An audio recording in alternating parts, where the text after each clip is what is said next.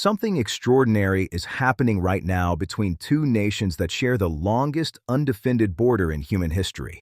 And if you're not paying attention, you're about to miss one of the most dramatic geopolitical shifts of the century. Picture this for a moment. The most powerful country on Earth, the United States of America, looks at its quiet northern neighbor and essentially says, "We don't need you. You need us, and maybe you should just become our 51st state." That's not speculation. That's not exaggeration. That actually happened. And what comes next is going to shock you because when America pushed, Canada didn't just push back. It started making moves that could fundamentally reshape the balance of power in North America and beyond. If you think this is just another story about trade disputes and diplomatic tensions, I need you to stay with me because what I'm about to reveal goes so much deeper than that. We're talking about energy, we're talking about water, we're talking about military alliances, and we're talking about secrets that both nations would prefer you never discover. Let's set the stage with what actually triggered this monumental shift in relations. For decades, the United States and Canada have enjoyed what diplomats and historians often called the most successful bilateral relationship in modern history. Two nations, bound by language, culture, and economic necessity, operating almost like business partners in a deal that seemed to benefit everyone. But then something changed. The rhetoric coming out of Washington took a dramatic turn, and suddenly, American leaders were saying things about Canada that would have been unthinkable just a few years earlier. The message was clear and brutal in its simplicity. Canada is a surplus on America, not an asset. Canada takes more than it gives. Canada is essentially a subsidiary that forgot its place in the corporate structure. And most provocatively of all, perhaps Canada should simply accept its destiny and join the United States as a new state. Now here's where things get really interesting, and I mean genuinely fascinating from a strategic perspective. When American officials started making these statements, they were operating under a particular set of assumptions. They believed, and some still believe, that Canada is so economically dependent on the United States that it has no other options. They assumed that Canada's proximity to America is essentially a cage, a geographic reality that limits Canadian choices and guarantees American leverage. And on the surface, that logic seems reasonable. After all, approximately 75% of Canadian exports go to the United States. American companies have massive investments throughout Canada. The two economies are so intertwined that separating them would be like trying to unscramble an egg. So when America said we don't need you, it seemed like a strong hand, maybe even an unbeatable hand. But here's what they didn't count on, and this is where the story takes a turn that most people don't see coming. Canada is not just trees and hockey rinks and overly polite people apologizing for things they didn't do. Canada is actually sitting on resources that the entire world desperately needs, and America depends on those resources far more than most Americans realize. Let me give you some numbers that are going to change how you think about this relationship entirely. The United States imports more oil from Canada than from any other country on Earth. Not Saudi Arabia, not Venezuela, not Nigeria, Canada. We're talking about roughly 4 million barrels of oil every single day flowing from Canadian oil sands and wells into American refineries. That's not a small amount. That's not something you can easily replace. That's the lifeblood of American transportation, industry, and economic activity, and it comes from the country that America supposedly doesn't need. But wait, because the oil is just the beginning. Let me tell you about something even more critical, something that geopolitical analysts are watching very closely right now. Water. Fresh, drinkable, usable water. The United States, particularly the western states, is facing a water crisis that grows more severe every single year. Aquifers are depleting. Rivers are shrinking. Climate change is accelerating drought conditions. And sitting directly above America is Canada, which holds approximately 20% of the world's freshwater resources. 20% of all the fresh water on the planet. The Great Lakes alone contain about 21% of the world's surface freshwater. Now imagine for a moment a future where American cities are rationing water, where farms are drying up, where billions of dollars in economic activity are threatened by water scarcity. And then look north to see a nation with more freshwater than it could ever use, a nation that America just told it doesn't need. The strategic implications here are profound, and I want you to really think about this because it connects to everything else we're going to discuss. When you control resources that others need, you have power. That's the fundamental law of geopolitics. It doesn't matter how big your military is or how strong your economy seems on paper. If you need something that someone else has, they have leverage over you. And right now, in this very moment, Canada is waking up to the leverage it possesses, leverage that it's never really exercised before. Let me take you inside what's actually happening in Canadian political and business circles right now, because this is information that most people outside of Canada don't have access to. There's a growing movement, and it's gaining strength every single day, that says Canada has been playing this relationship wrong for decades. The argument goes like this. Canada has oriented its entire economy towards serving American needs, becoming essentially an economic satellite of the United States, when it could have been building relationships with other major economies around the world. And now, with America explicitly saying it doesn't value the relationship, Canadian leaders are asking a question they've never seriously asked before. What if we diversified? What if we started selling our oil to China instead of America? What if we strengthened our trade ties with Europe and Asia? What if we stopped being so dependent on a neighbor that apparently doesn't appreciate what we bring to the table? Now, this is where the geopolitical chess game gets really interesting. China has been watching this situation with intense interest. For years, China has wanted greater access to Canadian resources, particularly oil, natural gas, and minerals. But those deals have often been blocked or limited due to Canadian concerns about maintaining good relations with the United States. Well, if the United States is saying it doesn't care about the relationship, suddenly those concerns seem less relevant. There's already been increased diplomatic activity between Ottawa and Beijing. There are conversations happening about pipelines that would carry Canadian oil to Pacific ports for shipment to Asia. There are discussions about Chinese investment in Canadian mining operations, particularly in the rare earth minerals that are essential for everything from smartphones to electric vehicles to military technology. And if you think that's concerning from an American perspective, let me tell you about what's happening with Europe. The European Union, facing its own energy security concerns particularly after the disruption of Russian gas supplies, is looking at Canada as a potential alternative supplier. Liquefied natural gas from Canada could flow across the Atlantic to European ports. Canadian oil could help reduce European dependence on Middle Eastern suppliers. And unlike Russia, Canada is a stable democracy with reliable institutions and no history of using energy as a political weapon. From a European perspective, Canada is an ideal partner, and European leaders are making that case directly to Ottawa. So here's the picture that's emerging, and I really want you to appreciate how dramatic this is. America says it doesn't need Canada. Canada responds by strengthening relationships with America's greatest geopolitical competitors and allies alike. And suddenly, the leverage that America thought it had starts to look a lot less impressive.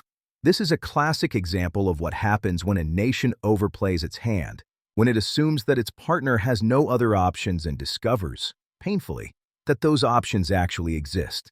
But we're not done yet, because there's another dimension to this story that almost nobody is talking about, and it involves something far more sensitive than trade or energy. Let me bring you into the world of defense and intelligence, where the United States and Canada have been partners for so long that separating their operations would be genuinely difficult. Have you ever heard of NORAD? The North American Aerospace Defense Command is a joint U.S.-Canadian military organization responsible for monitoring and defending the airspace over both countries. It's one of the most sophisticated aerospace warning systems in the world, and it depends entirely on cooperation between American and Canadian military forces. Canadian radar installations, Canadian aircraft, Canadian personnel are integrated into this system at the most fundamental level. If that relationship deteriorates, if trust breaks down between these two militaries, the entire architecture of North American defense becomes compromised. And it gets even more complicated when you consider the intelligence relationship. Canada is a member of the Five Eyes Alliance, the intelligence-sharing partnership that includes the United States, the United Kingdom, Australia, and New Zealand. This is the most exclusive and powerful intelligence club in the world, and Canada has been a trusted member since its inception. Canadian intelligence agencies share information with American agencies about threats around the world. Canadian signals intelligence capabilities complement American capabilities. And Canadian territory provides strategic positioning for surveillance activities that America couldn't conduct from its own soil. When American officials talk about not needing Canada, they're apparently forgetting about these crucial security relationships that have protected America for decades. Now let me tell you about something that might keep American military planners awake at night if they're paying attention. The Arctic. Climate change is opening up new sea routes through the Arctic, routes that will become increasingly important for global shipping and trade. It's also making Arctic resources more accessible, including oil, natural gas, and minerals that have been locked under ice for millennia. Canada has the second largest Arctic coastline in the world after Russia. Canadian sovereignty claims in the Arctic are extensive, and as the Arctic becomes more strategically important, Canada becomes more geopolitically valuable. Russia has been building up its Arctic military capabilities for years. China has declared itself a near-Arctic state despite having no Arctic territory. And in this emerging competition for Arctic dominance, America needs Canadian partnership more than ever. But instead of strengthening that partnership, American rhetoric has been pushing Canada away, potentially toward arrangements with other powers who would be happy to fill the void. I want to pause here and make something absolutely clear because this is crucial for understanding everything that's happening. When we talk about these geopolitical dynamics, we're not talking about theoretical possibilities or distant future scenarios. This is happening right now. The diplomatic conversations are occurring. The trade negotiations are taking place. The strategic repositioning is underway. Every day that passes with this tension unresolved is a day that Canada spends exploring alternatives and building relationships that reduce its dependence on the United States. And once those alternatives are established, once those new relationships are built, they don't just disappear if American attitudes change. The damage becomes permanent, or at least long-lasting. Let me give you a concrete example of how this plays out in practice. Canadian officials have been quietly meeting with European counterparts about what's called the Canada-EU Comprehensive Economic and Trade Agreement, or CETA. This agreement, which is already in force, eliminates most tariffs between Canada and the European Union and creates opportunities for expanded trade. But it's been underutilized because Canadian businesses have been so focused on the American market. Now, with American trade policy becoming unpredictable and American rhetoric becoming hostile, Canadian companies are looking at CETA with new eyes. Investment is flowing towards sectors that can serve European markets. Export infrastructure is being developed to ship Canadian goods across the Atlantic. And the European Union, which represents a market of over 400 million relatively wealthy consumers, is actively encouraging this shift. The irony here is almost too rich to ignore. For years, American officials have complained about trade deficits and unfair trading practices. They've argued that America is being taken advantage of by its trading partners. But in the case of Canada, the trade relationship has been remarkably balanced when you look at it comprehensively. Yes, Canada exports a lot to the United States, but those exports include raw materials and intermediate goods that American factories need to produce finished products. Canadian aluminum goes into American trucks and aircraft. Canadian lumber builds American homes. Canadian electricity powers American cities in the Northeast. When you impose tariffs on these Canadian goods, you're not just punishing Canada. You're increasing costs for American manufacturers and consumers. You're making American industry less competitive globally. And you're giving Canadian producers an incentive to find other markets for their products. This brings me to something that economists have been warning about, but that seems to be largely ignored in the current political environment. Supply chains are sticky. What I mean by that is once a supply chain is established, once relationships are built between suppliers and customers, once infrastructure is developed to move goods along particular routes, changing those arrangements is expensive and time-consuming. Companies don't like uncertainty, and they don't like unpredictability. When a country demonstrates that it might suddenly impose tariffs or close borders or adopt hostile trade policies, businesses start looking for alternatives. They diversify their supply chains. They reduce their dependence on that unpredictable partner. And once they've made those changes, they don't reverse them just because the political winds shift. The damage is done. Now I want to address something that some viewers might be thinking. Isn't this all just negotiating tactics? Isn't America simply applying pressure to get a better deal, and won't everything go back to normal once the negotiations are complete? That's certainly possible, and I don't want to dismiss that interpretation entirely. Countries do use aggressive rhetoric as a bargaining strategy, and sometimes that strategy works. But there's a difference between tactical pressure and fundamental disrespect, and many Canadians feel that the line has been crossed. When you tell a nation that it should give up its sovereignty and become part of your country, that's not a negotiating tactic. That's an insult. And insults are remembered long after trade deals are signed. The social and cultural dimensions of this are important too, and they're often overlooked in purely economic analyses. Canadians have historically been very favorable toward Americans. Cross-border travel, cross-border friendships, cross-border business relationships have created genuine affection between the peoples of these two nations. But recent polling shows that Canadian attitudes toward the United States are shifting rapidly. A majority of Canadians now say they view the United States less favorably than they did a few years ago. Trust in American leadership has plummeted, and there's a growing sentiment, particularly among younger Canadians, that Canada needs to define itself independently rather than in relation to its southern neighbor. These attitudinal shifts have real consequences. They affect which politicians get elected. They influence which policies get supported. They shape the environment in which business and diplomatic decisions are made. Let me tell you about something else that's happening that most people aren't aware of. Canada has been quietly but systematically strengthening its relationships with countries in the Indo-Pacific region. This isn't just about China, although China is certainly part of it. It includes Japan, South Korea, India, Indonesia, Vietnam, and other growing economies. The Canadian government has launched what it calls an Indo-Pacific strategy, explicitly designed to diversify Canadian trade and reduce dependence on the American market. Diplomatic resources are being shifted.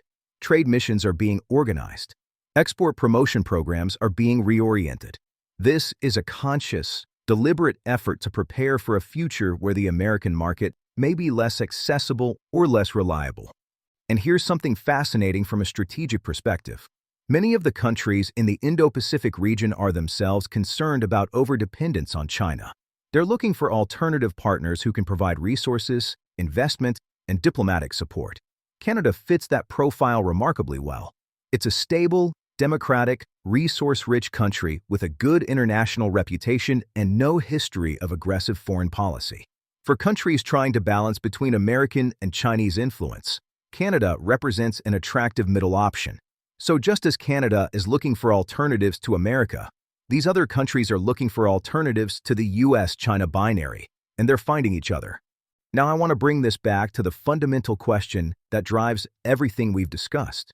What actually happens when America says it doesn't need Canada? The answer is becoming clear. Canada adapts.